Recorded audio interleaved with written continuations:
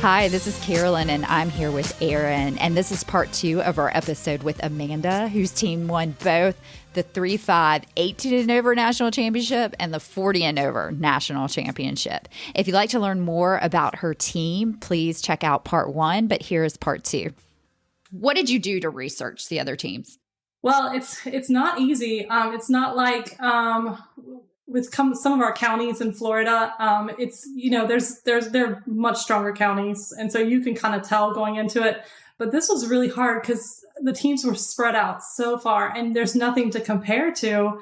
So I did go back to the last 2 years of nationals for both age groups and kind of look to see which areas were in the top 4 going into the last day. And so I kind of had an idea of what areas to look out for, but there really is no way to do any kind of research. I kind of picked to see if the teams had strong singles, like if they had designated singles players. So then I knew, okay, that person plays singles a lot, or if they rotated some of their doubles players into singles. So that's really the only thing I could do.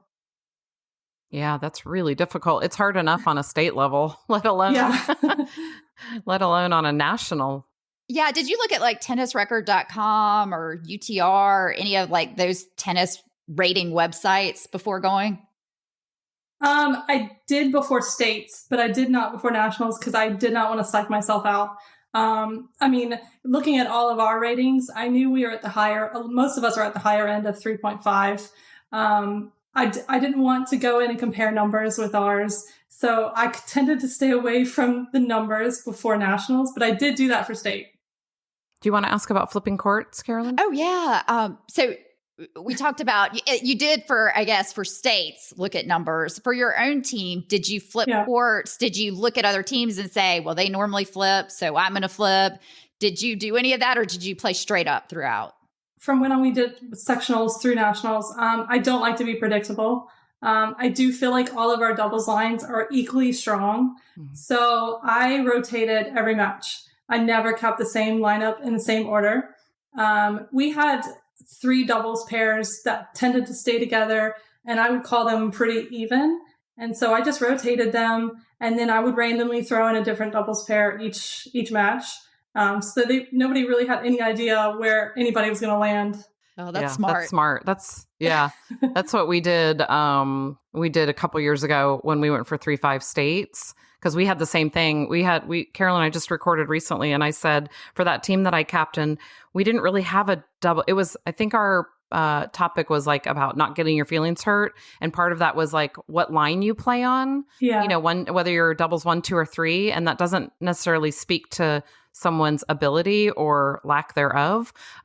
Because I had, just like you, I didn't really have a doubles 1, 2, and 3. I had pretty much all doubles 1s, which is why we made it all the way to the semifinal. But it was sort of that same situation. Like we could just put anyone on any court, because everybody was equally as strong, that's a really good thing to have on a team. And that's clearly why you made it all the way to nationals, because you have even across the board. Yeah. And I don't honestly think a lot of teams looked at it as 1, 2, 3 strength wise. I think it was just straight up 3 doubles. And so I don't know if other areas think of it that way, but like, I guess in Florida, we don't seem to look at it like the strongest is 1, 2, then 3. It's just 3 doubles, 2 singles, same thing. That's how we should look at it. That's right. Then nobody's feelings would get hurt. I know. Right, Carolyn? That is one of the things about captaining. Yes. Is you don't want to have feelings. I know. I'm sure we could have you on for lots of captaining episodes too. What was your most memorable part of nationals? Well, I would have to say the final match, and the moment when you realize that you won the final match of nationals in both times was by far the most memorable. Right. Although all the memories we created along the way, the little field trips we did, the late night Uno games, the day trips, in Arizona, we did a hiking trip. Just those little things are pretty memorable as well. But I would have to say the final match. So in those final matches, was someone still playing and then you gave someone a thumbs up? Like, How did it work? Or was it just everyone was watching a final match and you knew, that, I mean, you saw the win, or how did that work? Because it was a round robin, right? It was. Well, the finals, so the first 2 days you play 4 matches, a random draw of 4 teams. Okay. And then, after the second day, the top 4 teams go into the final day. Okay. And so the first place team plays the 4th place team. Okay. And then the second place team plays the 3rd place team for the semifinal. And then the winners of the semifinal play in the final. Gotcha. They do actually put the courts pretty close together. So you kind of have an idea during your match what's going on. Yeah. Things have thinned out since then. You're not just thrown on 5 random courts around a facility. No. Yeah. Although Arizona was different. If anybody's ever been to Arizona, they have a championship court, which is sunk down, and you can't see anything from the other courts. And so we were relying on hearing screams. Like, we heard a cheer, and trying to figure out which team was cheering was a pretty big deal. We're in the middle of a match, and I hear a cheer, and I'm like, is that our team? Is that the other team? Yeah. So, in both instances, I was playing. In the first instance, I was the last match to be finished, and we had already won. And I knew we had already won. And it's really hard to continue your match. Continue playing your match. Yeah. When you know you've already won, I'm already shaking. I'm so excited. I just want to go, cheer with the team. Yeah. But we finished our match. And in the second one, we were the second line to finish and won. And we were waiting on one more line to finish. That's awesome. So, and again, you had 2 singles and three doubles. For 18. Not for 40. For Remember, 40, you only had one changed. line of singles. Yeah.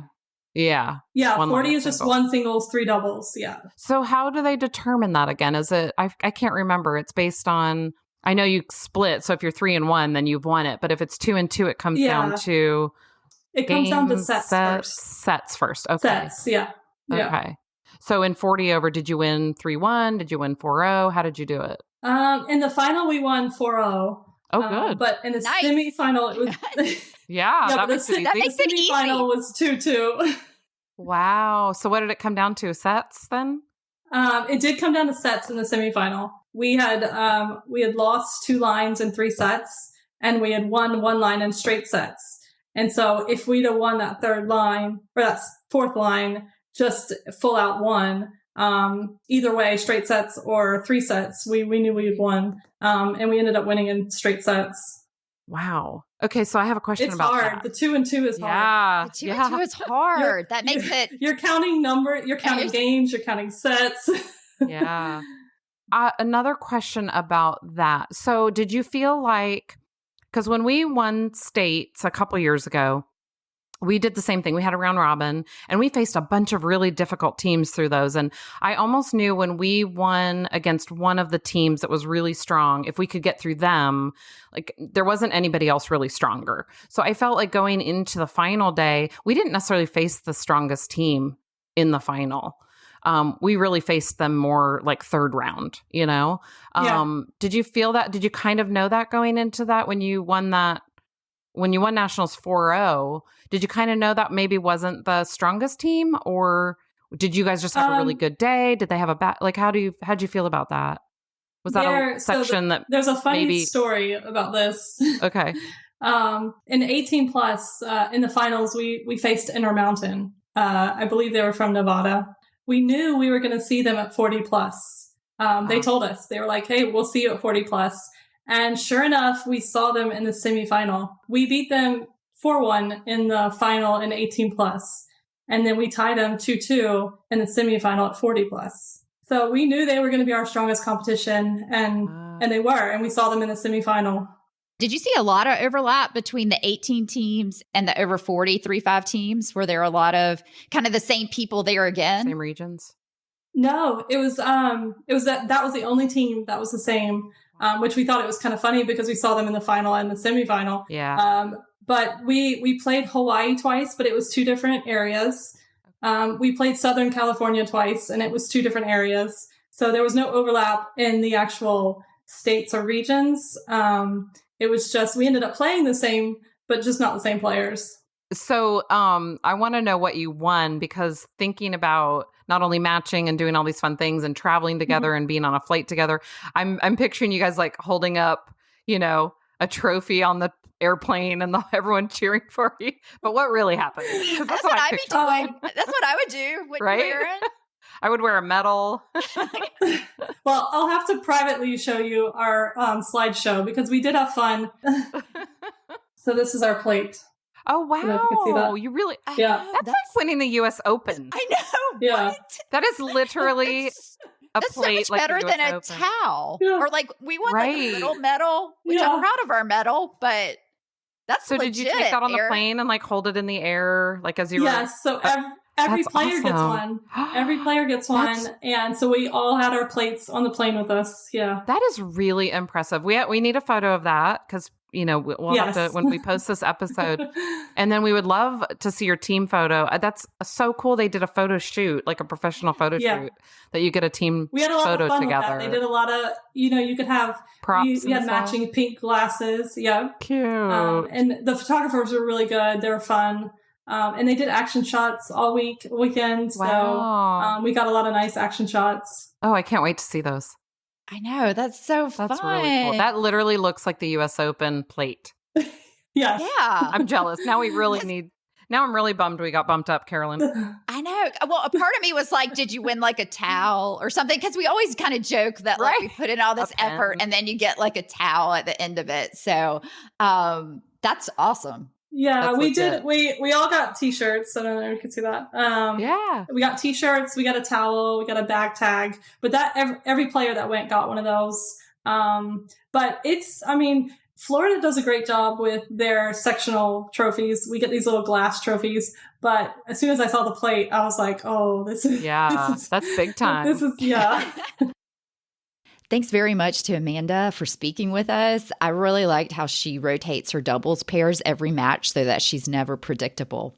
We have one more episode with Amanda where she'll discuss what the line calls were like at the national championships and what the players on our teams drink to prevent cramping. If you'd like to see a picture of the plate that Amanda's team received for winning the national championship, please check out our website, which is secondservepodcast.com. Thanks so much for listening and hope to see you on the court soon.